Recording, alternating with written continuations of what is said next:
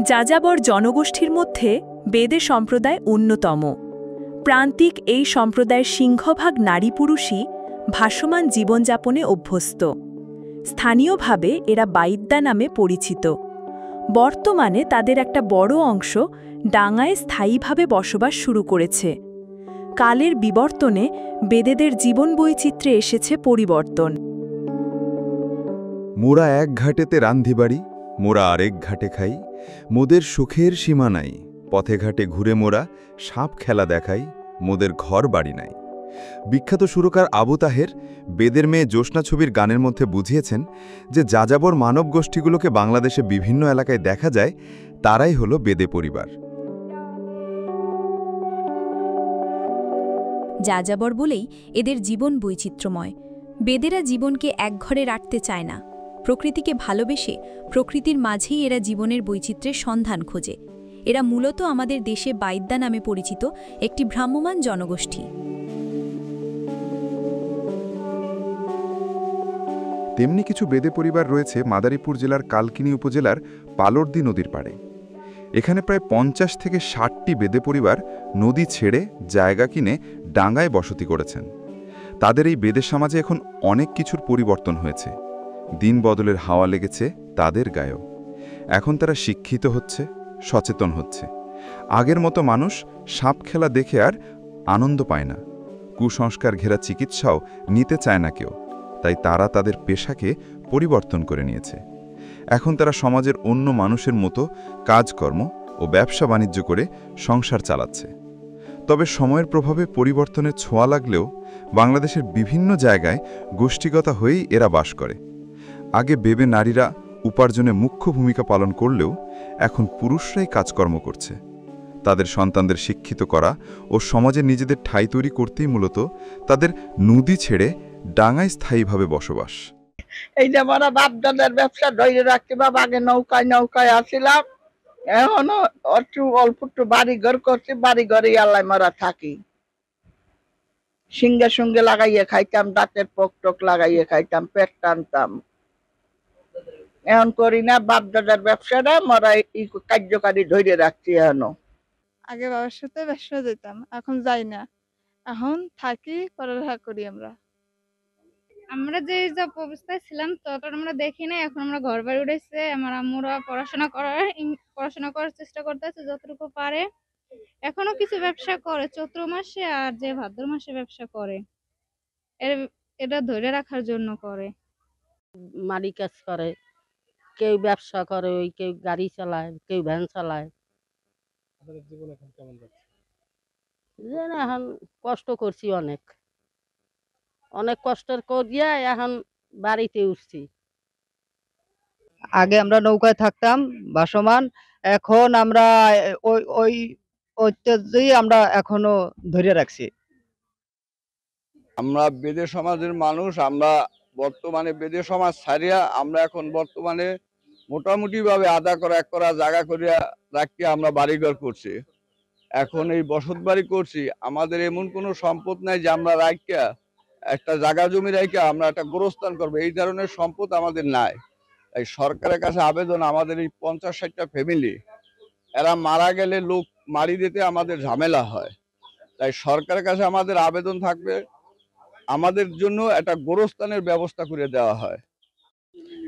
আমাদের নৌকায় আমরা ছিলাম, আমাদেরকে নৌকার থেকে আমরা এই বাড়ি ঘরে করছি। হ্যাঁ, ছেলে মেয়ে লেখাপড়া করাইতেছি এবং কি আমরা সিঙ্গা লাগাইছি। এখন তো সেটা লাগাইতে পারি না, মানুষে সেইভাবে আমাদের চোখে দেখে না। এখন আমাদের অনেকেই যেমন গৃহস্থরা হিংসা করে যাযাবর দেখা। ছেলে মেয়ে বিয়া দিতে গেলে যেমন হেরা বলে যে বাইদে, এই জন্য আমাদের যৌতুক চায়। আমরা ওইটা দিতে পারি না দেখে হ্যাগোর কাছে আমরা বিয়া শাদিতে যেমন অনেকেই ঠেকা বেকা থাকি। এখন আমাদের যেমন সরকারের যদি আমাদের ছেলে মেয়েকে যদি আমাদেরকে একটা চাকরি বাদা দেয়, অনেকই আমাদের ভালো হয়। আমরা আগে পানিতে থাকতাম, নৌকায় বাস করতাম, আমাদের ছেলেবান কোনো শিক্ষা দীক্ষা ছিল না। এখন আমরা আস্তে আস্তে এইখানে বাড়িঘর করছি আমাদের টাকা পয়সা দিয়া। অনেক সরকারি লোক আসে, ছবি টবি উঠেই নিয়ে যায়, আমাকে পোলাপানের ছবি উঠেই নিয়ে যায়, রাস্তাঘাটের ছবি উঠেই নিয়ে যায়, কিন্তু আমাদের কেউ কিছু দেয় না।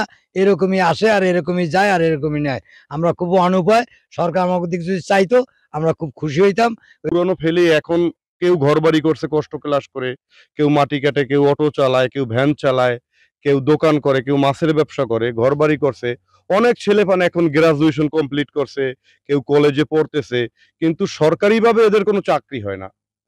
এরা লেখাপড়া করার পরও এরা এর মা বাবা বাপ দাদা থেকে এত জীবনযাপন কষ্ট করত, তারপরও এখন এরা কোনো সরকারি চাকরিতে এপ্রুভ হতে পারে না, এই কারণে যারা বেদে এদের কোনো বড় ধরনের কোনো অবিচার নাই পরিচিত, বা ভাষাগতভাবে এদের গার্ডিয়ানরা যে যাইয়ে কোথায় মিশবে বা যেই ভাষায় বলবে এই ভাষাটাও এদের জানা নাই।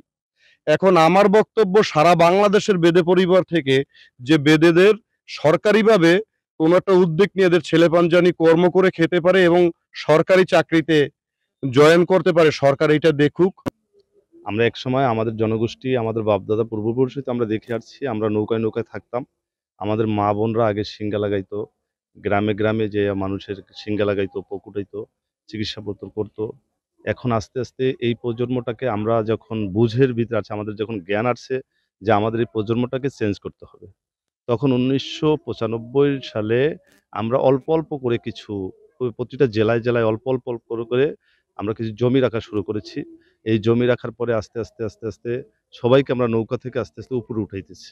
এই উপরে উঠানোর পরে আমরা চিন্তা ভাবনা করলাম যে আমাদের প্রজন্মটা যেভাবে নৌকা নৌকায় গেছে, আমাদের সামনের প্রজন্ম এভাবে নৌকা নৌকায় যেতে পারে না। আমাদের ছেলেমেয়ের ভবিষ্যৎ আছে, তাদের লেখাপড়ার চিন্তা আছে আমাদের ভিতরে। এই চিন্তাটা যখন ঢুকলো তখনই আমাদের সংগঠন থেকে আমরা চিন্তা করলাম যে এখন আমাদের উপরে উঠতে হবে। তখন আমরা এক সময় যাযাবর ছিলাম, নৌকায় নৌকায় ভাসমান ছিলাম, নৌকায় থাকতাম। আমাদের ছেলে মেয়ে পড়ালেখা হইতো না এবং আমরাও করতে পারিনি। আমাদের বাপ দাদারা যারা আসলো পূর্বপুরুষ, এরা নৌকায় নৌকায় থাকতো, জায়গা জমিন ছিল না, ভাসমান ছিল। এখন আমরা ইনশাল্লাহ মোটামুটি এরা এই পূর্ব যাওয়ার পরে আমরা এখন আমাদের নতুন যুগে আমরা এখন বাড়ি ঘর জায়গা জমিন করছি।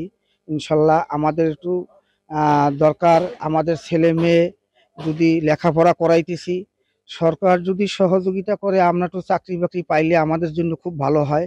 আমার উপজেলা প্রশাসনের পক্ষ হতে বেদেদের সর্বাত্মক সহযোগিতার কথা জানালেন ইউএনও।